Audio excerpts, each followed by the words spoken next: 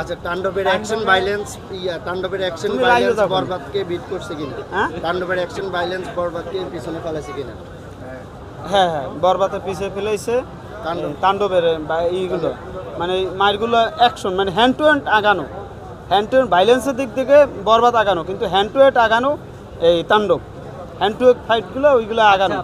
এই যে ক্যামিও ছিল মিশু, শাকিব খান, সরি ক্যামিও যে দুইটা ছিল সিয়াম আহমেদ, মিশু আর শাকিব খান, এই তিনজনের ভিতরে অনেকে বলে যে কাপাইতেছে সিয়াম আর মিশু।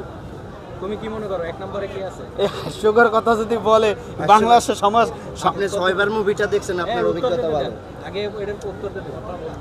এই যে হাস্যকর কথা যদি বলে যে শাকিব খানের এরিয়ে এই যে শাকিব খানের নিয়ে নেগেটিভ কথা বলে, তারা বলবে, কিছু লোক আছে ওগুলো বলবে, আজারকি আলাপ করবেই, কিন্তু আপনার মূল হয়েছে যে শাকিব খানের জায়গা, সব কিছু শাকিব খান ঘিরে। তারা আসছে জাস্ট তাদের প্রচারণার জন্য। শাকিব খানের এতে লাভ হইবে না, ক্ষতি হইবে না। শাকিব খানের ছবিতে ওই 45টা 100টা সিনেপ্লেক্সে বরবাদেও পাইছে অত সময়, আর এখন এরা আছে তাতেও পাইছে, কিন্তু জাস্ট এতে কোনো উপকার হয় না। আচ্ছা, নিশু ডায়লগে বলছে মিকাইল তোরে জায়গায় জায়গায় সিধা করে দেবো, ঘুমাইতে পারবি না। এই যে ডায়লগ, নিশুর ভক্তরা তো হেভি লাফাচ্ছে। মেসে একটা লোকের ওই যে আপনি দেখবেন চঞ্চল চৌধুরী যখন ছবি দেয়, বোঝো না এই ব্যাপারটা, এই এক ধরনের অভিনেতা, সে এই ওইরকমই অভিনয় করে।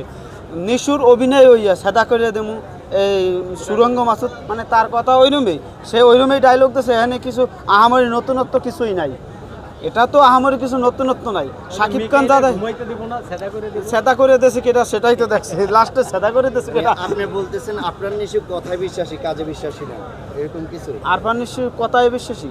আপনি যে একটু আগে বললেন যে সেদা করে দিবে মুখে, এর জন্য বললাম এটা কি কথায় বিশ্বাসী? এটা তো হ্যাঁ, এটা তো কথাই বিশ্বাসী, কাজে তো শাকিব খান বিশ্বাস প্রমাণ করবে সে শাকিব খান, সেই কথা বলছে প্রমাণ করতে শাকিব খান, সেটা পরে সবকিছু জানতে পারবো।